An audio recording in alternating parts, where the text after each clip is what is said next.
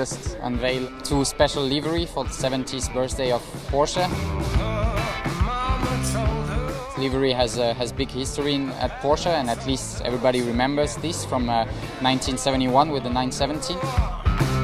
Both designs are famous by the fans, famous by the Porsche employee and from all the drivers. It's some kind of retro style.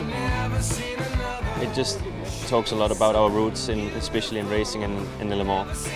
I will stay all day with the suit. I will not take it off. It looks like being back in the past. Garage looks pretty much like in the 70s. It fits well with the cars, the wood toolboxes and the bricks. I'm very proud to be part of this historical moment.